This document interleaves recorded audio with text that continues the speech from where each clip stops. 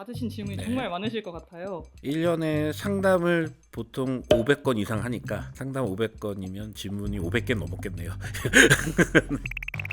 이런 친구들은 나중에 수학을 잘하게 되기 굉장히 힘들다. 심화는 이제 중요한 요소가 있습니다.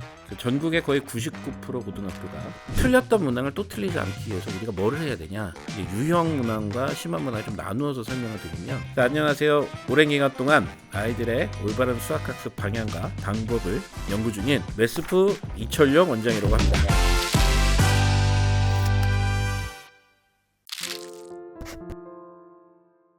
있죠. 가장 대표적인 거 하나를 얘기 드리면, 숙제를 할 때, 그러니까 거의 대부분의 수학 공부는 숙제를 할 때 혼공이 이루어지고 있잖아요. 혼자 공부를 하고 있잖아요. 사실 요것만을 제대로 해도 제대로 된 수학 학습에 접근이 많이 될 수 있거든요. 그러니까 이제 편하게 얘기를 드리면, 예를 들어서 숙제가 30문제가 있어요.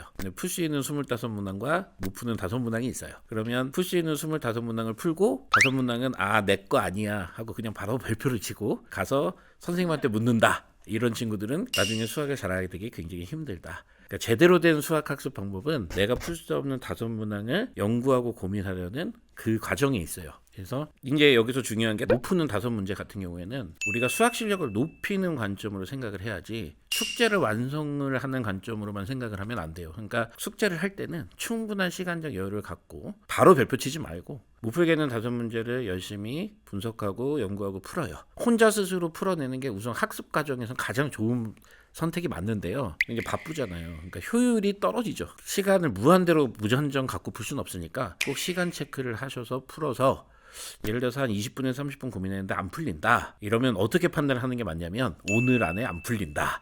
이렇게 보시면 되고, 그렇게 해서 안 풀린 문제는 내일 다시 풀어도 되고, 정 2-3번을 반복해서 안 풀리면 반드시 이제 질문을 하는데, 질문을 할 때 어떤 방법이나 형태보다는 이제 질문을 받는, 대답을 해주는 사람의 방법이 되게 중요한데, 힌트를 주는 게 중요해요. 그러니까 문제를 그대로 다 풀어주면, 이게 심화 문항 같은 경우 아이가 이제 그 풀이를 그냥 답습하게 되겠죠. 그래서 본인 스스로 푸는 능력보다는 답습하는 어떤 익힘 학습이 되기 때문에 그 힌트를 주는데, 이제 힌트를 주려면은 사실은 저같이 수학 교육을 하는 사람이 아니면 어떤 식의 힌트를 줘야 될지 되게 고민스러우시잖아요. 그러니까 고등학교 과정은 좀 어렵더라도 초중 과정은 이제 학부모님께서 직접 문제를 한번 미리 풀어보시고, 아이가 딱 막히는 부분만, 막힌 혈만 딱 뚫어주면 되겠습니다. 근데 만약에 이제 이게 유형 문항 같으면, 유형 문항이라고 하면요, 이거는 그냥 빠르게 익히는 게 더 중요하기 때문에 크게 고민하지 말고 20분, 30분 고민할 게 아니라 질문과 해법으로 바로 익히시면 되겠습니다.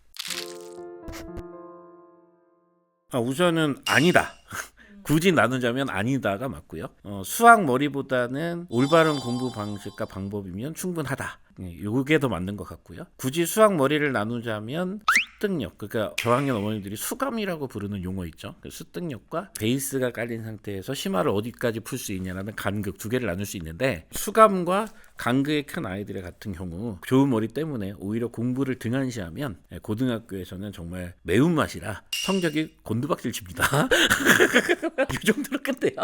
이런 수감과 간극이 큰 아이들이 유리할 뿐이지, 그 친구들만 수학을 다 잘할 수 있는 건 아니다. 그러니까 사실은 이제 수학 공부를 할 때 제일 중요한 요소 중에 하나가 수동적인 어떤 형태보다는 능동적인 공부를 하는 게 사실 굉장히 중요해요. 내가 모르는 것을 찾고 내가 아는 부분을 확실히 알고, 그다음 선생님의 모든 걸 알려주려 해도 나는 힌트만 받아가고, 이렇게 본인 페이스 위주의 학습을 하는 학생들이 나중에 큰 성과를 이룰 수 있습니다. 근데 보통 그렇지가 않죠. 어머니가 시키는 것만 하고 선생님이 내주는 숙제만 하고, 결국 시간에 쫓겨서 그냥 숙제량만 채워가고, 이런 학습을 해서는 크게 효과를 거두기가 힘듭니다. 그러니까 듣고 계신 학생 여러분이 있다면 이 부분에 대해서 꼭 생각을 해보시기 바라고, 잊지 마세요. 심화 공부를 얼마나 능동적으로 끈기 있게 해나가냐가 여러분의 입시 수학의 성적을 가름할 것입니다.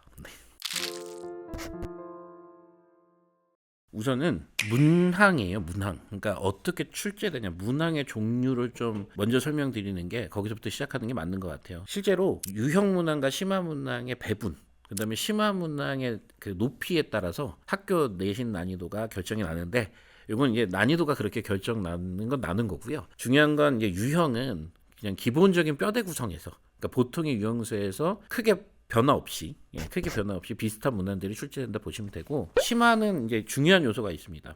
전국의 거의 99% 고등학교가 모의고사 변형 문제가 출제가 돼요.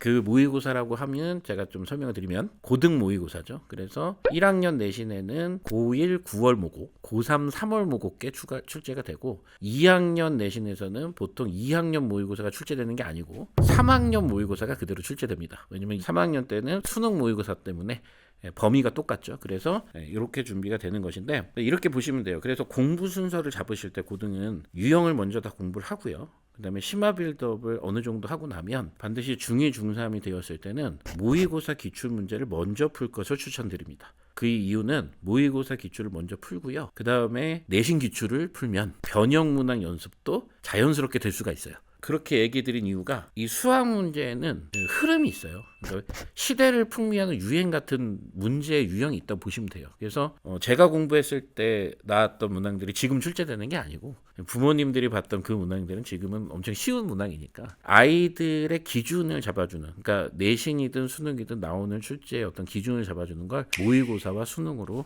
생각하시면 되겠습니다. 그래서 반드시 이 점을 명심하시기 바랍니다. 대부분의 고등학교의 심화 문항은 모의고사 기출을 변형한 문제가 출제되고 따라서 학습 순서를 모의고사 문항 그리고 내신 문항 이렇게 가져가시는 것이 맞습니다.